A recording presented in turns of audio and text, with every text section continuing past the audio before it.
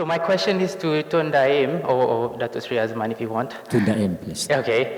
How is the press freedom will be seen beyond 2020? Because we didn't want to have this sort of pressure on the press and the journalists to report what it's right, not what the current government of the day wants.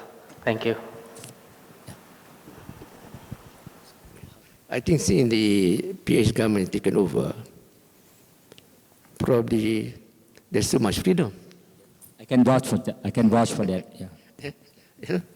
And now people are free to say what they like, and in most cases, even irresponsible. You know, there's no more check and balance. And then I seen a proposal that's going to have the fake news law to be revoked. And also, council of press. You're going to, yeah, but there's going to be a press council, which is good. I think I don't think in future that you can hide anything anymore. Yeah, you know, even private meetings become public now.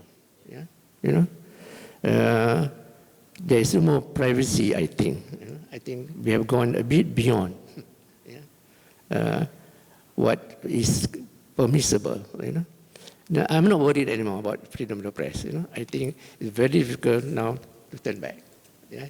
It's impossible to control now, you know. So I think what you've experienced, I doubt very much it will happen again. Yeah? I mean, Datuk Sri can vouch for me. I mean, yeah. Just, we need journalists, we need just to report responsibly, that's all. We are subjected to all the laws also. All the laws of the country are also applicable to journalists.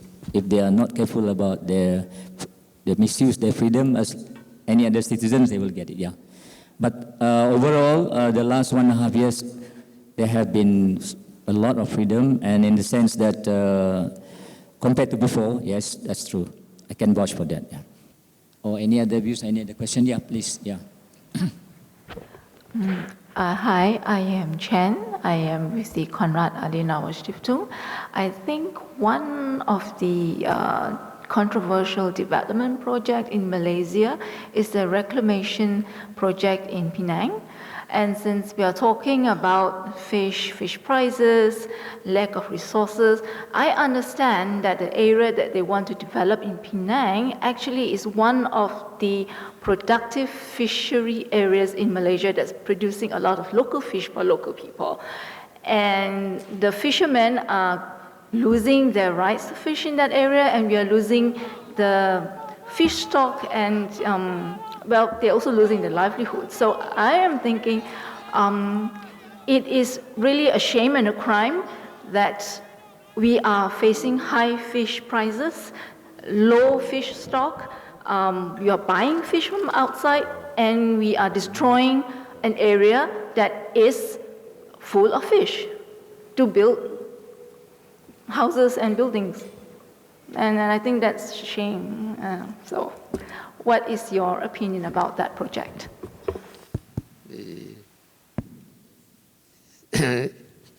If what you say is correct, then I'm with you. Yeah?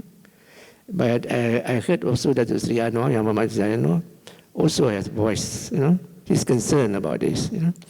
I think there should be a public debate on this. You know? Before any big project are implemented, the Rakyat must be consulted. To me, that is very important. The shared prosperity, you know, the policy by government 2030, which is the extension of Vision 2020. Yeah? We have not achieved Vision 2020, you know, because in order to achieve Vision 2020, you need 7% growth. You know?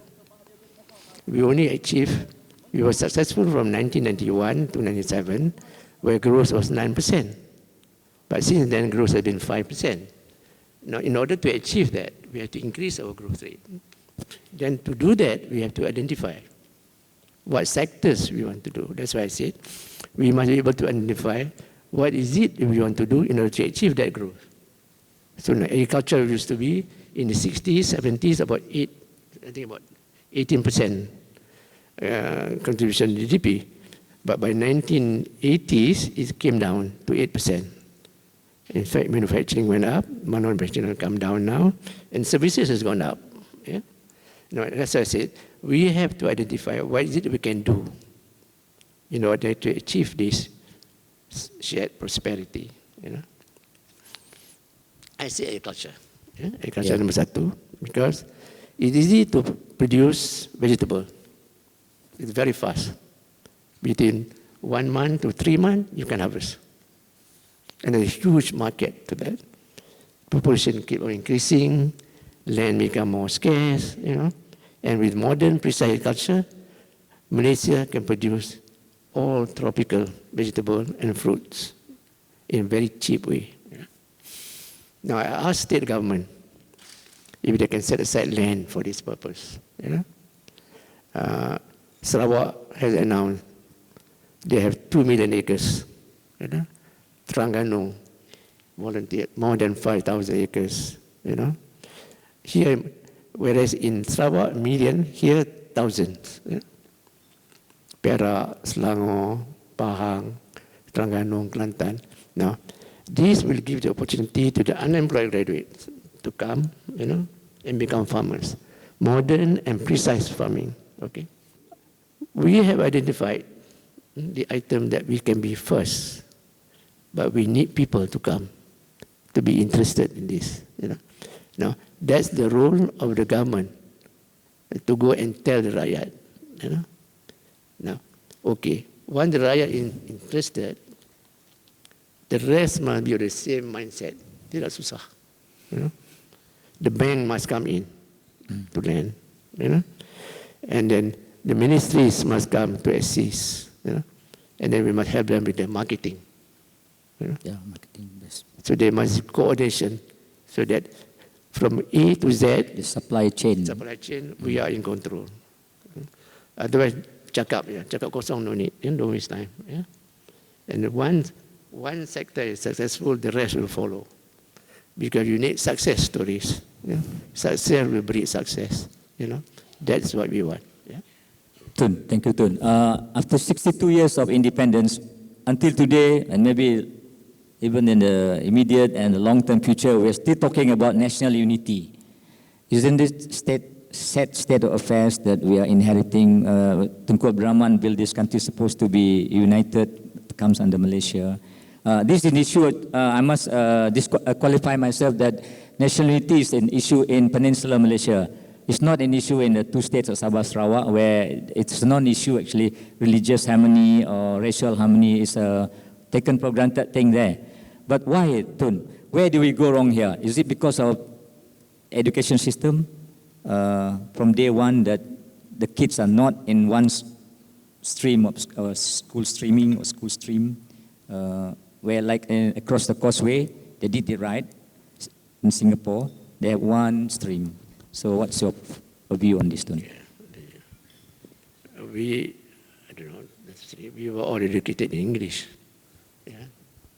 So really no problem. We have no inferiority complex. We are not scared of anything. At the end of the day, education is important. And also the family is also important. You cannot leave education only to the teachers. The home must also play a part. At home, must teach at home. And must write. Education must teach you to be able to think logically. To be able to solve problems. To be able to compete. That's the role of education. Not just to get a degree. The government must sit down. Yeah. Sit down. Don't leave it only to the Ministry of Education. This is a national issue. So everybody must come and discuss what is the best way to make sure that we produce the best student in the country, confident, be able to compete anywhere in the world. Okay, having said that, I think that's the closing remark by Tun Daim Zainuddin.